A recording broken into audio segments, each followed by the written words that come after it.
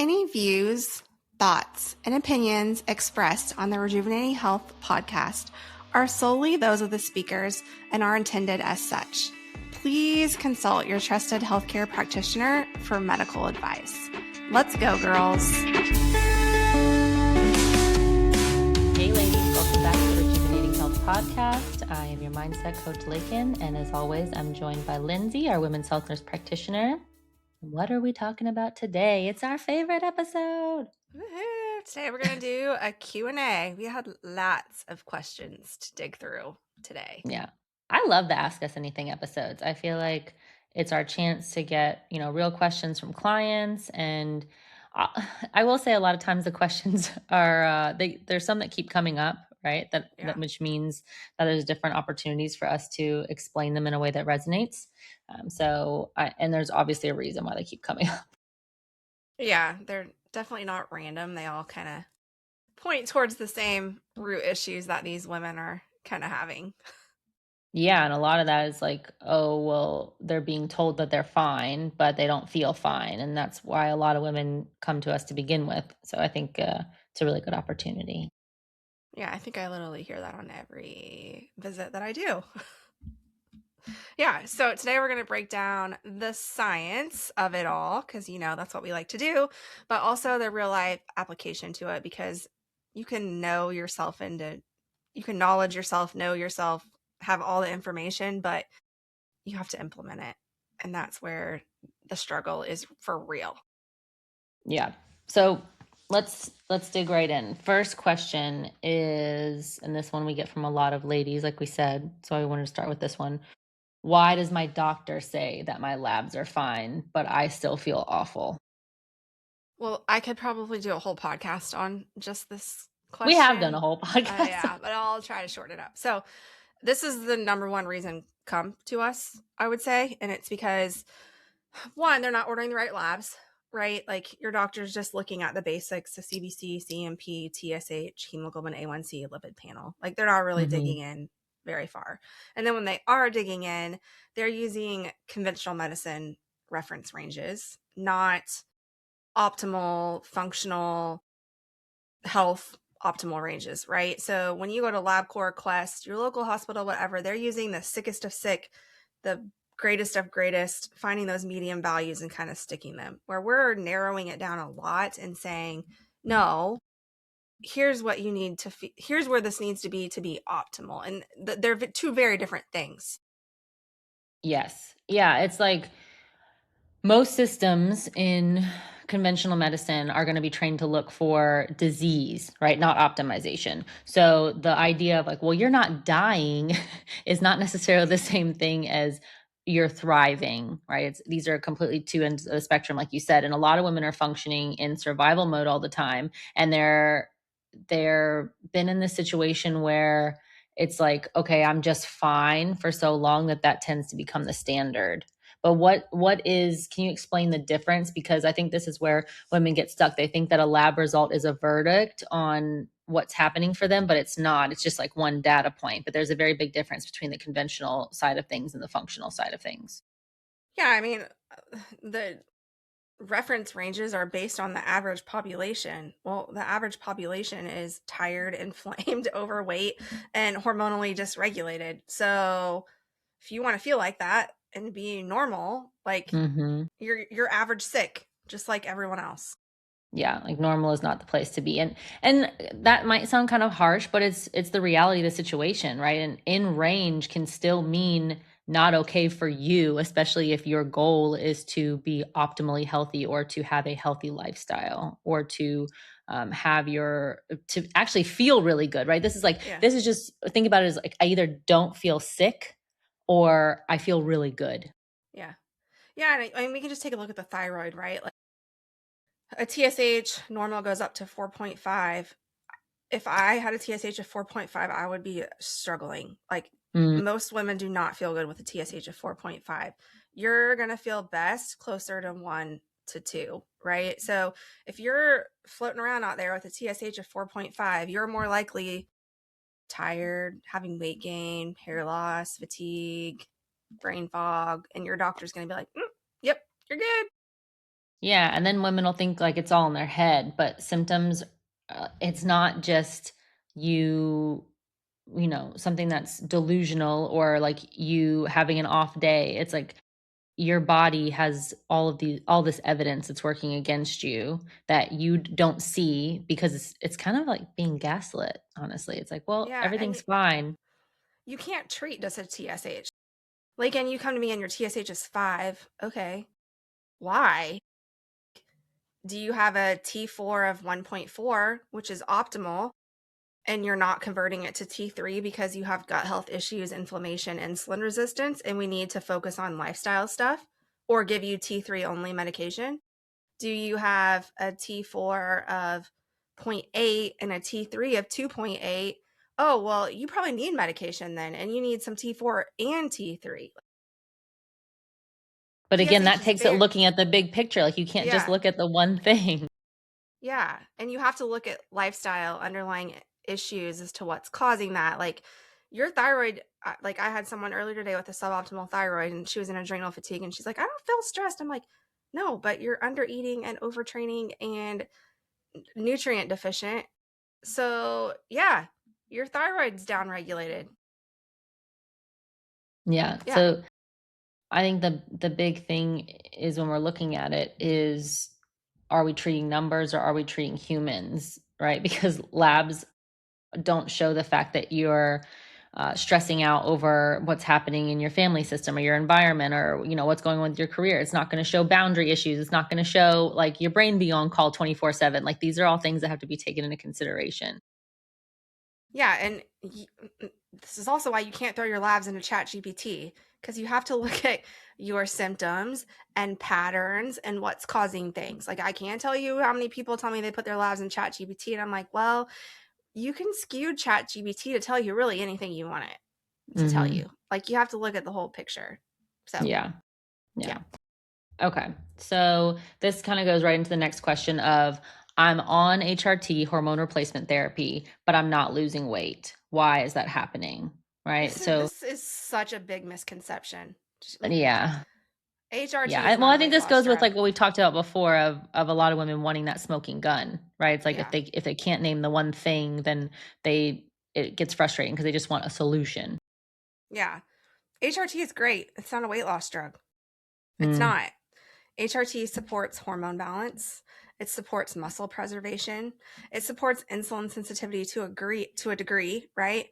But it never overrides calorie intake, true insulin resistance, cortisol dysfunction, gut health issues, inflammation. Like you again, a lot of times I don't give people HRT right off the bat because their body is not primed to take that HRT and you can actually gain weight adding it in yeah. rather than losing it. Yeah, like HRT is going to help your body respond better, but it's not going to cancel out things that like keep your body defensive, right? So Yeah. if your lifestyle is full of stress or if your metabolism is under attack because you're not supporting it properly or if you are not training and you're not taking care of yourself and or you're not sleeping, right? Like you can put all the hormones you want in your system, but it's like a precursor, similar to how we talked about with genetics, right? Like genetics lay the blueprint, but it doesn't equal the expression of how your body actually shows up. It's like you have to do the action. Yeah. I mean, HRT is support. It's just like a Yeah. supplement. Like it's support. It's not a solution. So, I mean, you just have to think of it as a tool to make your body more responsive to what you are doing, not something that is doing the work for you. Yeah. So what's happening under the hood, let's say, for most women, obviously this has nuance to it. So each person is going to have, individual things that are happening. But what's happening for women when they are taking hormone replacement therapy and they're not seeing the results that they expected? Obviously we had touched on the the gap between expectations and reality, but what's potentially happening internally? I mean, for one, they think it's a magic pill. HRT takes 6, 8, 12 weeks, 6 Mhm. months to actually like make you feel a difference. And if you're not doing the lifestyle stuff, like it's not going to do anything. It doesn't, if your insulin's 15, adding an estrogen isn't going to make it drop to 5. Yeah. It's just not. Yeah. So if you still have insulin resistance, if you still have cortisol dysregulation, if you're still not eating enough protein to support your system, if you still have gut issues, right, then it's not gonna solve for any of those. And it can't support your body in the way that it needs to because you're essentially kind of flushing that money down the toilet. Okay. Next question. This one, I feel like a lot of people ask, so I think this will be helpful, but, like, why is the weight around the belly? Why does that happen for a lot of Ex- women? yeah, especially as you hit menopausal age, right? Yeah. So there's kind of three big drivers behind this. One is cortisol, right? Cortisol increases insulin, fat storage in the abdomen, right? Mhm. Second one is insulin resistant. As we get older and our estrogen drops, we become more insulin resistant. Elevated insulin causes fat storage, and it causes that visceral fat storage. And that visceral fat storage is that fat storage around your organs. So obviously that's going to accumulate in your abdomen, right? And again, kind of comes back to your estrogen is dropping, right? And when that estrogen drops, you get that change in distribution of fat. Like, um, think about men. Where do men carry their weight? In their In their belly. abdomen, right? Yeah. So as you're shifting more towards menopause, you're shifting more towards that man's physiology where they hold their weight in their abdomen. Yeah. And it's not to say you're turning into a man, it's just saying, like, your Yeah, hormone profile is mimicking more of a male hormone profile than you were because you have significantly less estrogen than you did before, right?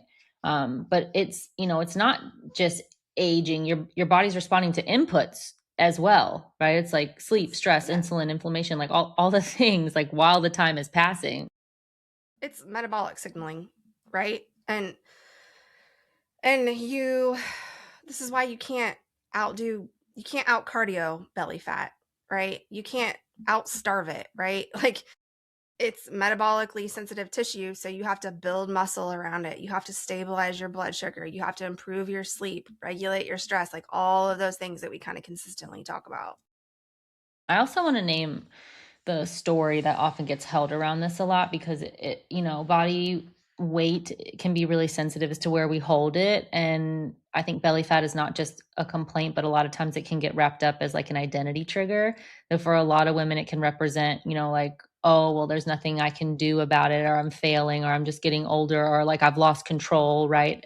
Or it can go to the place of like just believing that I'm not healthy or I'm not desirable. So, yes, the physiology is important, but I think it's also important to recognize if you're attaching a story to it that's also keeping you in that stuck position of, if you believe that there's nothing you can do about it, or if this is just a part of aging and what happens, then that's not doing you any favors either. So it's both. It's what do I need to be doing to contribute to the healthy habits that I need for a lifestyle that gets me in the direction that I want, but also what am I believing about what am I doing and the results that are happening. And if it's slower than what I expect, can I allow that to be okay and still recognize that I still need to be doing the things that are beneficial for me?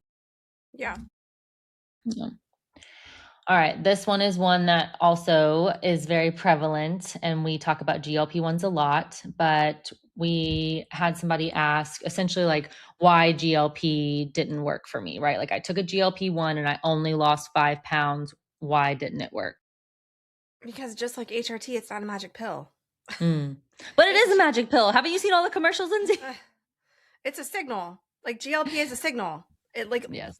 It's a signal. It's not magic, right? So GLPs work by slowing gastric emptying, reducing appetite, right? Improving insulin signaling. They don't fix poor food choices, low protein intake, muscle loss, emotional eating. Also, the people that I find that are on GLPs that aren't losing weight are chronically under eating. Mhm. So you can't under eat more. Like if you're only eating 1,000 calories, then you think you're going to go on a GLP-1 to only eat 800 calories. Like if you weren't losing weight eating 1,000 calories, the GLP-1 ain't going to help you, Yeah. right? Yeah. Well, we also have to look at the big picture of what is it? It's only addressing again one part of the equation, right? A lot of women aren't eating just because they're hungry, or aren't just under eating just because they're not hungry, right? Like they're either overeating or under eating because they're stressed or overstimulated or lonely or resentful or depleted, right? And they're trying to soothe something or trying to override something. And so when the appetite quiets down, the nervous system still goes looking for regulation elsewhere, and that can cause some trickle down effects too. So I think that's important to recognize. And a lot of women want to stifle that. Or there's a lot of frustration around that where it's showing up in other ways, like other coping mechanisms that may not be healthy. But it's also that even though people may be eating less on this drug, they're not necessarily eating better. And that makes a big difference. Like if we're not improving the quality of the diet and we're still, just skipping meals and crashing at night, or we're eating things that are convenient because it's easy and maybe we don't have a big appetite. So we want to eat bars and, processed foods and quick things like that. That's not addressing the issue at hand either. And that's why we're not Yeah, getting results. exactly. And again, it's a signaling tool. Like if your insulin's 30, it's not automatically going to drop that, right? A lot of Hmm. people are not on the right dosage of it. They're not working with someone who's helping guide them. They're getting it from this online, I don't know, their provider online thing. They're not tracking muscle mass, right? Like if you lose muscle on a GLP-1 because you're not weight training and you're not eating adequate protein, like your metabolism is going to drop. Hmm. It's just the way that it is, right? And you're going to have trouble losing more weight on it. Like, I have seen a lot of people on GLP-1s that don't lose weight. And then they're kind of like, oh, GLP-1s don't work for me. And I'm like, no, they work, but you weren't using it in the right context. You need to work with someone who can help them make them work with you. Yeah. Now let's play devil's advocate for a minute, Lindsay. Let's say we have somebody in the program that we have prescribed a GLP-1 to after we've gotten a foundation of lifestyle habits, and they still are not seeing like the collapse of the timeline that they were hoping for as far as the results coming faster with the aid of the GLP-1 as support. So let's say they're doing the lifestyle things and they're on the proper dosage. Does that occur, and why would that occur?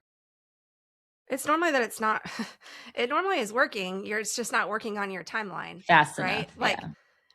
ideally, I only want you losing half a pound to a pound a week on a Mhm. GLP-1. And I want your body composition shifting. So maybe you I aren't think a losing lot of weight, that but is. you're gaining muscle.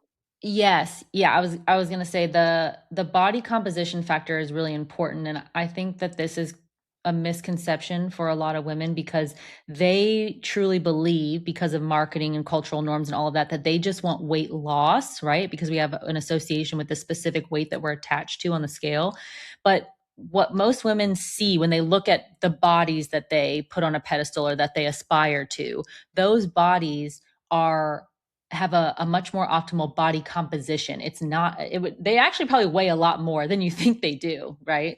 And it's the composition or the body fat percentage that's the driver of the way that that body looks. And I think if more women, we say this all the time, focus more on composition rather than just weight loss, right? That you need to see that muscle and fat percentage distribution. That is going to actually get you the effect that you're looking for, not the amount of pounds that you're dropping. And Yeah, that's why that requires yeah. food quality and And that's why we training. encourage progress photos over like weighing yourself on the scale. Yes. Yeah, 100%. All right. Sleep anxiety and depression. So, why two questions here, like why can't I sleep, or why am I feeling really anxious or borderline depressed? Now, disclaimer here, like there are a lot of reasons that this Yeah. could be happening. So this is, a very vague question. We don't have all the nuance in industries, but that I want to name that first because there are a lot of things that could be happening here that we have no information about. So we're just speaking on a very general basis because your body can't rest, essentially, like get true rest if your life feels like a threat. And for women, we perceive threat in a lot of different ways. It's not just, physical danger. It can be pressure, emotional labor, like the feeling of walking on eggshells. And so for women that feel like they have to hold it all together all the time, that could be a big stressor. It could also be something that's purely physiological. Yeah, I mean, yeah, without context, this is hard to answer. I Hmm. mean, common root causes are cortisol dysregulation, blood sugar instability, low progesterone, neurotransmitter imbalances, inflammation, low nutrients. It could also be something as simple as you're on the screen too close to bed. you're eating too close to bed, you're exercising too close to bed, you're drinking wine too close to bed. Like without context, it's really hard to answer. There are general kind of common root causes that we just kind of listed above. But again, that's kind of, they're very general. Yeah, and like, what does your lifestyle look like? What are you tolerating? Where are there opportunities for boundaries, right? Like bedtime is not a switch that we just get to flip like the lights when we turn it off and we're like, okay, well, we're just gonna go to bed now, right? Like you have to give yourself a little bit of runway. Like, especially as we get older, there are more things that are required. That's why we talk about a bedtime ritual. And I understand that sleep is something that can be really, really frustrating for a lot of people and it doesn't come easy for some people. And that's not to discount that or to invalidate those claims.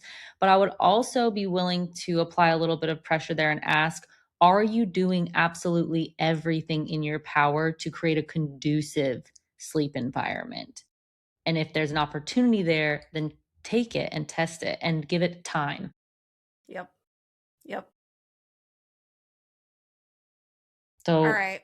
this goes into like supplements as well, right? Because people will ask all the time, like, what kind of supplements do I take to Yeah. get I mean, me to again, it sleep? depends on what the root cause is. Like if it's adrenals, like magnesium glycinate's a good one, ashwagandha. Um, if it's blood sugar instability, then it's like, okay, put a CGM on. Do you need to eat some protein before bed? Is your blood sugar dropping? Right? Like, I can't tell you what supplement to take if I don't know what's causing you to Hmm. wake up in the middle of the night. You might need some progesterone. Like, who knows? Yeah. You might just need to put some boundaries around your phone. Yeah. It could be as easy Yeah. as that. Right. Yeah. So it's like don't discount any of the opportunities or the options that are available to Yep. you. All right, hormones, delivery methods. So, kind of running back to HRT, when we look at hormone delivery methods like oral, transdermal versus injectable, what's the best option? That's what they want to know. It depends. Yeah. That's always going to be my answer. It depends on your preference. It depends on your lifestyle. It depends on your bio individuality. But overall, you can oral. You can do oral progesterone and estrogen. You cannot do oral testosterone. It's toxic to your liver. So, Hmm. oral estrogen, oral progesterone is what I always prescribe. Like, love it. Great. Oral progesterone at bedtime, do it. I don't necessarily like progesterone cream. I don't think it protects the uterus that well. Oral estrogen is processed through your liver. So, it has a like 0.03 or 3% increased risk of clotting. It also impacts your lipids. So if you don't detox well from your liver enzymes are a little bit elevated, you have any risk of clotting. Not my first choice. It's really just not my first choice, anyways, because it bypasses the liver, um, or it goes through the liver. Transdermal. So you can do a transdermal patch or a cream. The patch is my favorite. It's typically what I prescribe everyone to. Don't love the cream because it can transfer to others. If you have kids, Also, the a dosing husband, is really hard. yeah, and like your skin absorption varies. Like, did you rub it in good enough? Did you shower Yeah. around it? Did you sweat? Whatever. A patch is the easiest. Like, you stick it on, you change it twice a week. It bypasses your liver. It's super stable. It's often safer. You can swim, you can shower, you can sweat, all of those things. Now, testosterone does come in a cream, and typically, if I'm starting women on testosterone, I do kind of tend to start them on a cream. Like, it's just less, Why? it's a little bit less invasive, right? Um, you kind of get that daily peak and valley of normal testosterone. Again, patient preference, but I typically recommend, like, let's start you on a cream, make sure you don't get any side effects, then we can transition you to an injection later on. Then you have injectable. Personally, I use injectable estrogen, not standard. Like, you have to earn your right to get injectable estrogen. What I does can't that do a look pat. like? What does that mean? Like, you have to like fail other stuff, right? Like, and like make sure that you tolerate estrogen. Like, I can't Mm. do a patch because I have a really high metabolism and I burn through crap like no other. I also sit in a sauna like daily. I'm sweating my tushy off working out. Like, I'm super active. It doesn't work well for me. I also don't absorb it. Like, I was on a point 0.1 patch and my estrogen was like 30. Like, I would have had to stick like 3 patches on my body to get my estrogen up to 70. Injectable. You can do injectable estrogen. Do injectable estrogen and testosterone. It's easy. I stick it in the same syringe and I do it twice a week. The con of it is there are stronger peaks to it, right? This is why I said you have to earn it, and why I said you want to start with lower. This is why you probably need to start with a cream or a patch for estrogen Yeah, and you like build up testosterone. your tolerance over Yeah, time. because it has stronger peaks, right? It's a little bit What less is a what stable. does a peak of like a hormone replacement therapy look like, or what can that cause?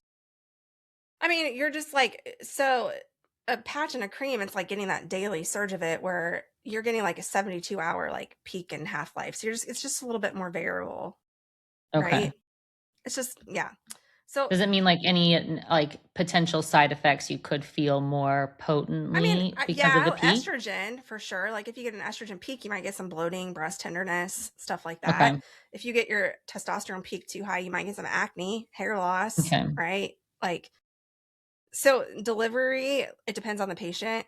I don't like pellets. If you're going to ask that, you have to earn a pellet. Like, earn a pellet. You have to go through all this stuff and earn a pellet. And then, by golly, you better be working with someone that knows what they're doing. And there are not very many people out there that do, because I've seen people's whole head of hair fall off using Mhm. pellets. Like, Yeah, it because just once they're builds in and there, builds they're and in builds and there. builds. And it just builds and builds and builds and builds and builds and builds. Like, Yeah. yeah, yeah. So Okay. So they're good for some essentially people, but yeah. yeah. Yeah, I mean, some people swear by them, and that's the thing, right? There is a lot of nuance. There is a lot of personal, preference, and the best method is the one that not only fits your physiology based on what you've trialed and what you've worked with your provider on, but also one that you can actually be consistent with. Because if you're not going to be consistent with it, then it's all for naught.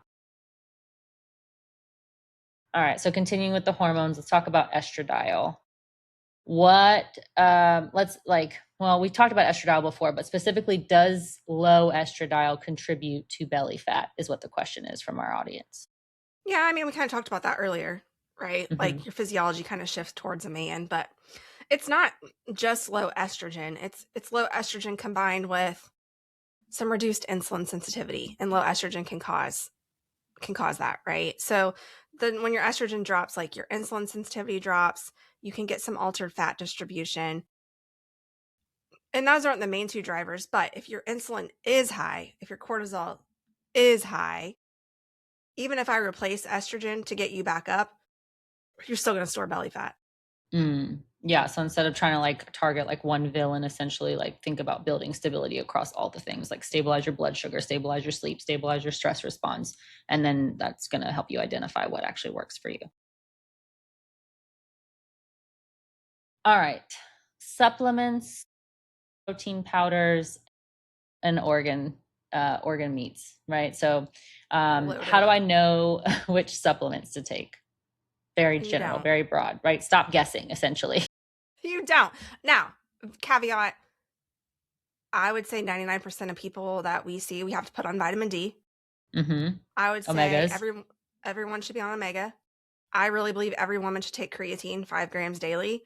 And every woman needs some magnesium, probably to Magnesium, support their yeah. adrenal glands. Like those are the four that I'm like, okay, if you want to randomly put supplements in your body, you can pretty much assume that you need to take those, right? Hmm. Outside of that, they need to be based on your blood work.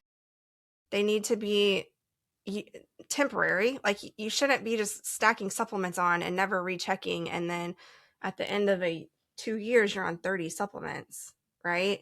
So definitely need to be based upon your symptoms, your physiology, your blood work, right?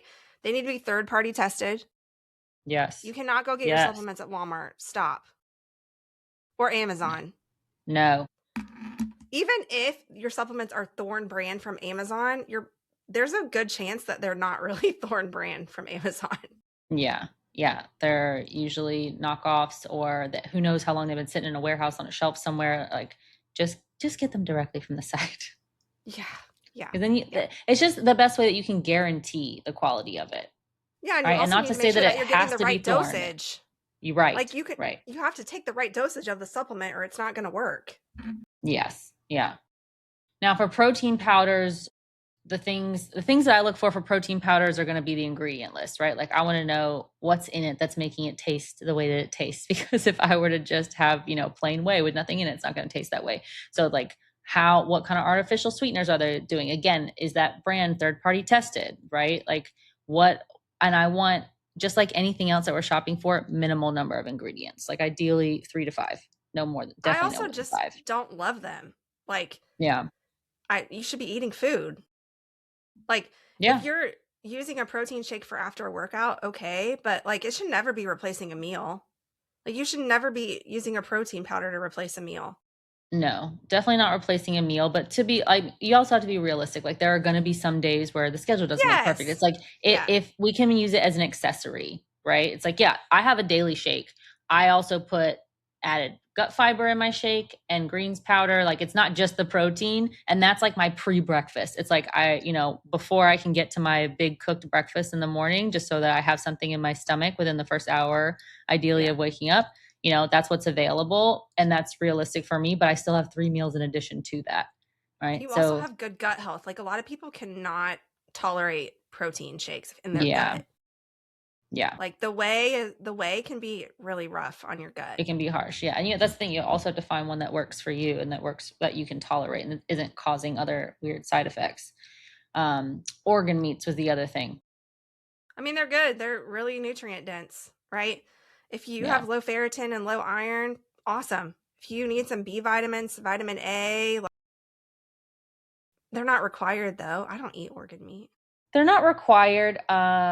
So I think that this was specifically to like organ supplements, right? Because Oh, none of okay. those are So gaining in popularity, which I think can be test, you have to, beneficial. but you have to Yeah, test it, because how many women right. have ferritin overload because they're inflamed? Right, right. So it's like that's what I was gonna say. For me personally, like I've supplemented organ meat capsules, and I know at one point we did my labs and my ferritin was too high, right? So then I had to take them out for a while. So it's like yes, it can be really beneficial, but again, are you doing it based on what your labs say that you need, not just because you saw a marketing ad on Instagram and was like, oh, I need this. And as far as like it promoting like sexual organ health, that it to me is marketing. Yeah, I don't think that's true. Yeah. All right. Should I avoid soy if hypothyroid? I mean, not necessarily, right? But you just don't want to overconsume processed soy, but you don't want to overconsume processed anything if you're hypothyroid, right? Like, you really don't want to be eating a lot of gluten or dairy or sugar or seed oils or anything that could cause any type of inflammation in your body. Yeah, you just want to stay away from if you're hypothyroid. Yeah. We also had a question about vaginal dryness. Everyone should be on vaginal estrogen. Everyone's If you're experiencing symptoms. Yes. no, like, everyone in menopause should be on vaginal estrogen. Like, even Yeah. if you're not Yeah. having dryness, like And not it. like, if you're a 30-year-old and you don't have any No, perimenopause no, no, symptoms, no, you no, don't no, need to be on. no, no. If you're menopausal, you should be on vaginal estrogen, because otherwise you're going to be 80 in the nursing home getting UTIs and being cray cray. Like, it helps with bladder, it helps prevent UTIs, it helps with tissue health, it helps with prolapses. Like, if you're menopausal, you should be on vaginal estrogen. Boom. Yeah. Essentially, like, I also think there's a big stigma around this, right? There's a lot of shame. There's a lot of, women feel weird about speaking out about this. And it's important to not feel like you have to suffer quietly. Like a lot of women normalize symptoms because they think, oh, it's just a part of being a woman in perimenopause. Forget that. Like you deserve to feel better. And if there's an option that's available to you, speak up, say something, because there are options, especially now more than ever. It's 2026, girl. You don't got to go around feeling like that. We can help. Yep. All right. And then uh this one is also very general. I'm doing everything. Why isn't working? Right? Like I'm doing all the things. The weight should come off. When should I be able to expect the weight to come off? But we don't know what all the things are, and doing all the things is often uh code for like I'm doing it intensely for short bursts of time, and then I don't feel like I'm getting the results I want, so then it kind of falls off. So I would also ask, like, are you doing it consistently over time? I mean, I think that's the answer. That's the hard truth to it all. Are you doing it consistently? Consistently for 6 months to a year, Mhm. right? Here's the common issues. You're completely underestimating the calories that you're eating. You're completely overestimating your output. I'm sorry, but your fitness tracker is not right on how many calories that you burned, right? You're not addressing your stress. You're not getting good sleep. You're not giving up your alcohol. Like, if you really had to come to Jesus with yourself, are you really doing all of the right things? And here's the thing. I'm not saying this to be harsh. You might really think that you're doing all the right things. And Yeah. you literally just don't know because no one has helped you get blood work and point out things that your body needs for you to be doing. Yeah. So you're really Yeah. not doing all the right things. Yeah, and your mindset around it really matters because if you're chasing perfection, that's going to create this like rebellious feeling in your body, like resistance, right? Like if your plan makes you feel extremely restricted or trapped or like you don't have any wiggle room at all, then you're building something that is not repeatable and you're not going to make it into that 6 months to 12-month range to be able to actually test it and see if it's actually working. Yep. This goes into the next question, talking about the 80-20 rule versus the 90 to 95%, which feels a little bit more stricter, right? So it's essentially like, when should I go from 80-20 to 90 to 95? And I think a lot of women wonder this because they think, well, stricter equals faster, but stricter can also equal, like we just said, resistance to that, a lot of mental noise, essentially more stress sometimes. Yeah. This one's hard because 80-20 isn't weight loss. 80-20 is Right. maintenance. Maintenance. So if you want to lose weight, you're going to have to go to 90-95, right? But the kicker is you don't stay in 90-95. This is where like you do cycles, right? Like you go down to 90-95 for 12 weeks, then you kind of level back out to 80%, right? But if you really want to lose weight, you're going to have to go below 80-20. Like, Mm-hmm. and you have to be sustainable with it, right? So if you're too strict, you know, your progress might stall, Yeah, you have stuff that like like that. But ricochet yeah, effect. timeline of it matters, diet history matters, how many calories you're eating matters, lifestyle matters. Like, that's a very nuanced question. So it depends is the answer, but I will also say 80-20 isn't weight loss. Mhm.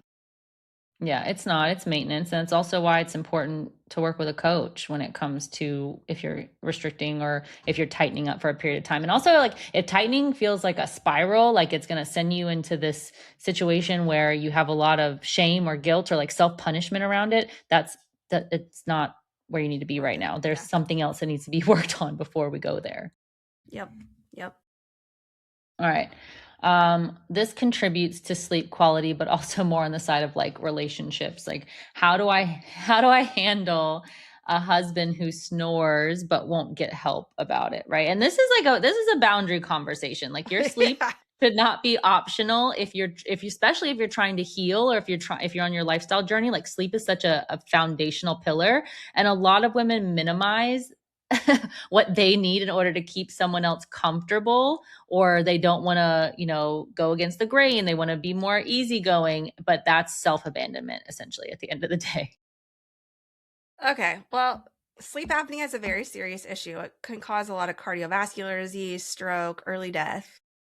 You should not go at this lecturing your husband, right? Like, Mm-mm. you should go at it with concern, with education, not pressuring them.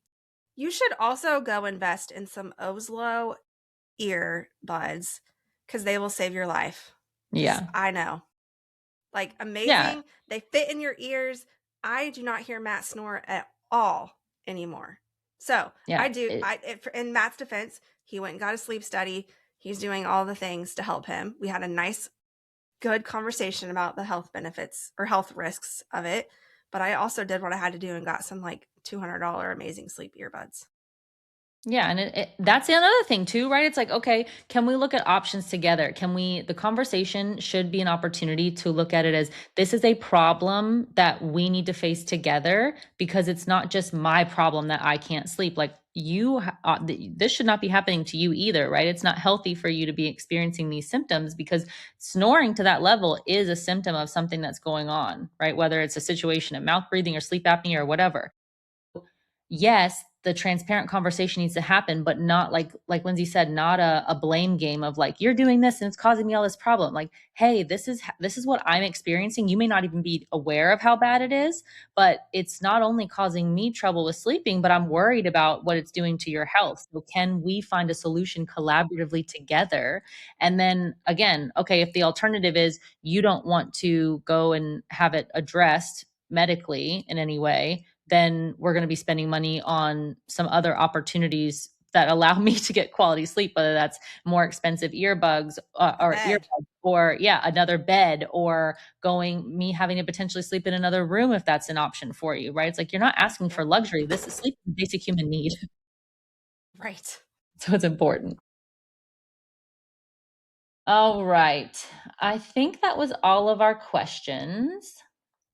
And essentially, what we want you to take away from these guys, and we'll continue to do these month over month because I think it's really nice to be able to answer your questions directly. But if you take away anything from today, it's like if you don't feel good, don't let a normal lab result or marketing or whatever, you're being exposed to on a regular basis of something that's trying to sell you something convince you to shut up and just deal with it. Like your symptom, or buy some fancy supplement protocol and think that's going to be the quick fix, right? There is no quick fix, there is no easy button. Your symptoms are data and you need to take the time to be an advocate for your health. You can't out hack your health. Like stop trying to do that with some of this marketing stuff, right? Like lifestyle medicine is the foundation, right? Hormones, supplements, all that type of stuff for support, right? So you got to have the foundation and then we can add the support on top of it. Yeah, 'cause you don't have to figure it out alone. So I No. think that's the hardest part, is when you're trying to figure all this out alone, because there is so much information and there is so much input, and that's why you have teams like ours. So reach out. Love it. So see you next time, guys. If this resonated with you, if you learned anything, share it, give us a 5-star review, and we'll see you next week. Yes, have a good one, ladies.